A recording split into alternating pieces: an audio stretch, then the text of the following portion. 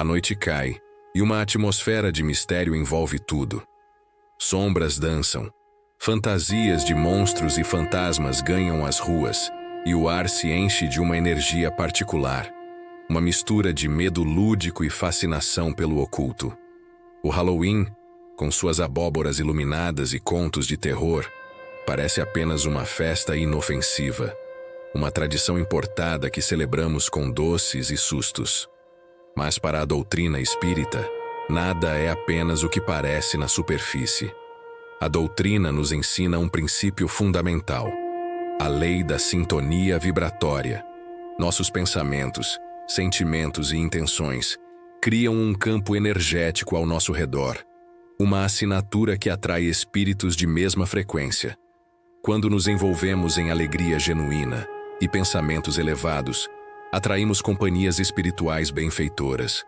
Da mesma forma, quando cultivamos o medo, a zombaria ou a morbidez, abrimos portas para influências que ressoam com essas mesmas vibrações inferiores.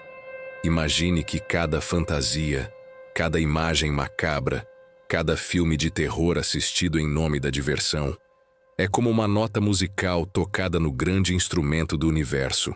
Qual melodia estamos compondo? Essas figuras que representamos, de almas penadas a criaturas sofredoras, não são apenas invenções da ficção.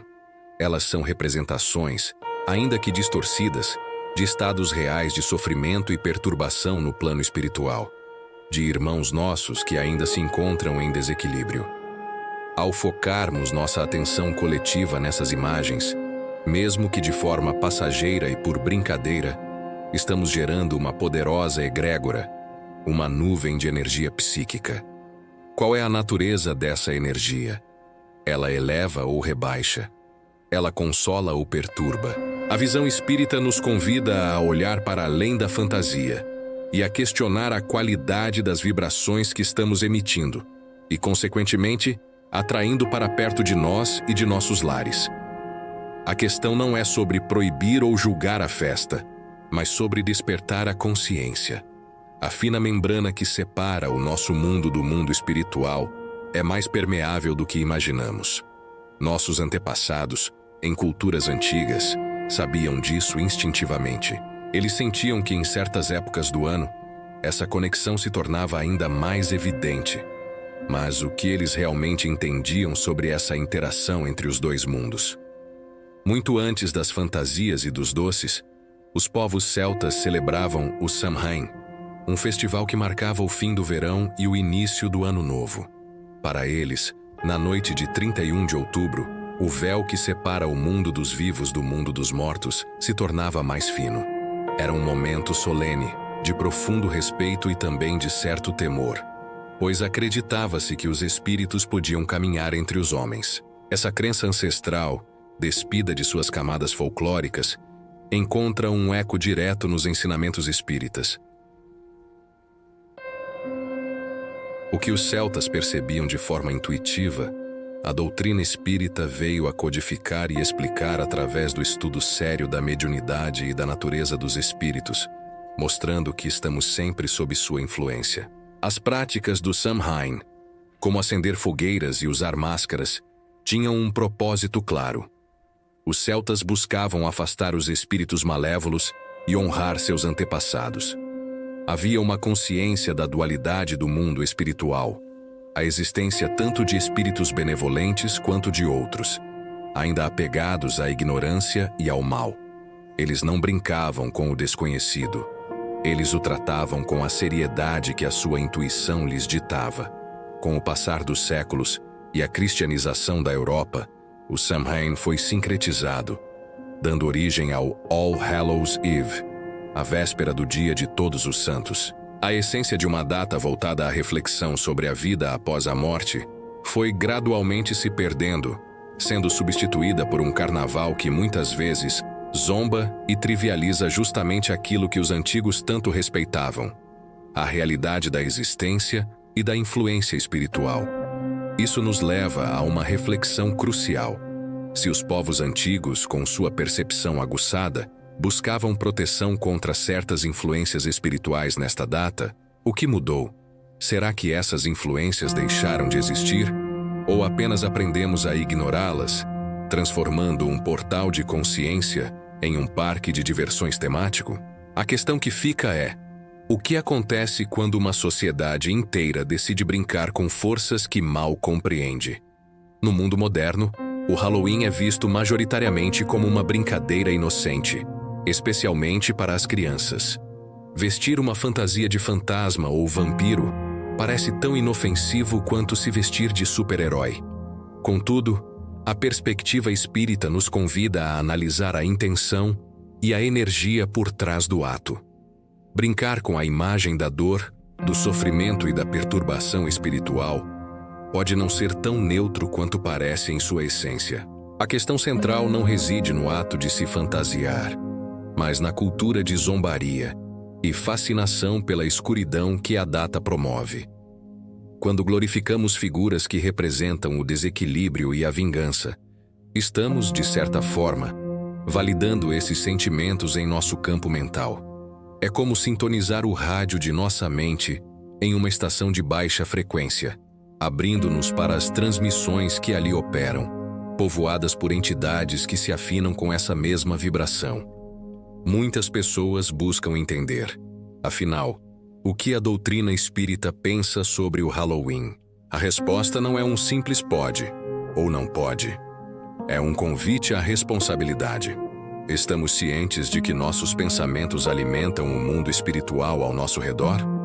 Estamos cientes de que a zombaria com o sofrimento alheio, mesmo que de espíritos, é uma atitude contrária à caridade? Se você já sentiu uma energia estranha nessas épocas e quer entender mais sobre a influência espiritual no dia a dia, inscreva-se no canal para aprofundar seus estudos. A evocação de espíritos, mesmo que inconsciente, é um ato sério.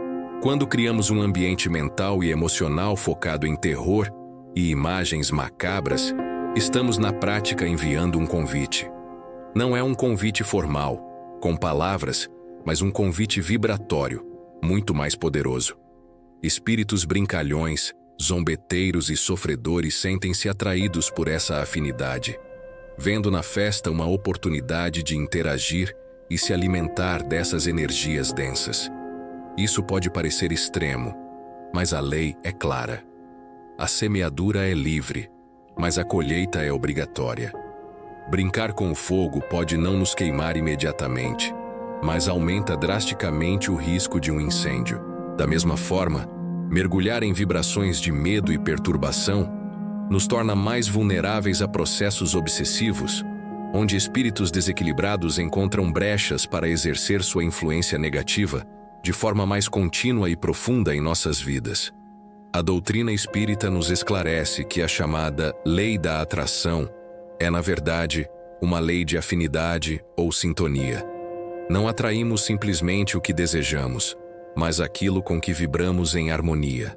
Nossos pensamentos e sentimentos são como ímãs, e o mundo espiritual está repleto de consciências que serão magneticamente atraídas ou repelidas por nosso estado íntimo, formando nossa companhia espiritual invisível a cada instante. No universo espiritual, existem incontáveis irmãos nossos em situações de profundo sofrimento. São espíritos que desencarnaram em condições de revolta, vingança, apego material ou grande perturbação. Eles ainda não compreenderam a realidade da vida imortal e permanecem em regiões de sombra, revivendo suas dores e angústias. As imagens grotescas e assustadoras do Halloween são, para eles, um retrato fiel de sua própria condição existencial.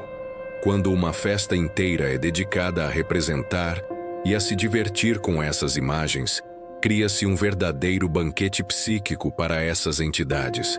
Elas são atraídas pela energia do medo, da angústia simulada, da zombaria e da escuridão. Encontram nesses ambientes um eco de seu próprio desequilíbrio e muitas vezes se ligam àqueles que lhes oferecem essa sintonia, buscando sugar suas energias vitais para aplacar momentaneamente seu próprio sofrimento. Não se trata de uma possessão como nos filmes de terror, mas de uma influência sutil e persistente. A pessoa pode começar a sentir-se mais irritadiça, pessimista, com medos inexplicáveis ou sem energia, sem perceber que abriu uma porta para uma companhia espiritual desequilibrada. A festa acaba, as fantasias são guardadas, mas a conexão vibratória pode permanecer, minando a paz e a harmonia do indivíduo e de seu lar. Diante desse quadro, a postura do espírita não deve ser a do medo ou da reclusão. O medo também é uma vibração baixa que nos conecta a essas faixas. Se simplesmente nos escondermos, estaremos apenas evitando o problema. A doutrina nos oferece ferramentas muito mais poderosas do que o isolamento. Como podemos, então, agir de forma construtiva e consciente em meio a essa egrégora coletiva? A verdadeira proteção espiritual não se constrói com amuletos ou rituais externos, mas com a elevação de nosso padrão vibratório interno. A melhor forma de se proteger da escuridão não é temê-la, mas acender a própria luz. Em vez de proibir a participação ou julgar quem o faz, a visão espírita nos convida a uma transformação ativa da energia do ambiente, começando por nós mesmos. A data, que move o pensamento de milhões de pessoas para a temática da morte e dos espíritos, pode ser ressignificada. Pode se tornar uma poderosa oportunidade para a prática da caridade. Em vez de focar nas fantasias e no medo, podemos direcionar nossos pensamentos e nossas preces em favor daqueles irmãos que realmente sofrem no plano espiritual, os verdadeiros fantasmas que vagam em sua própria escuridão interior. Imagine a força de uma prece coletiva.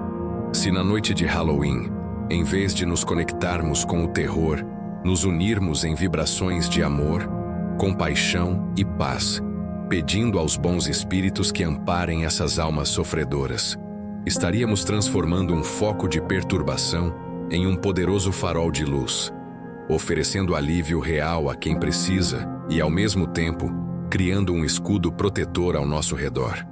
Essa é a proposta do Espiritismo: ação, estudo e reforma íntima. A postura não é de negação do mundo, mas de atuação consciente nele. Podemos explicar aos nossos filhos com amor que aqueles monstros das fantasias representam pessoas que estão doentes e precisam de nossa ajuda e de nossas orações, transformando uma lição de medo em uma lição de empatia e fraternidade universal, o antídoto para qualquer mal. Portanto, a resposta espírita ao Halloween não é o medo, mas o amor. Não é a proibição, mas a educação. É o convite para que, enquanto o mundo brinca com as sombras, nós possamos trabalhar silenciosamente em nome da luz, lembrando que a maior festa que podemos oferecer aos dois planos da vida é a da nossa própria transformação moral, iluminando o caminho para nós e para todos ao nosso redor.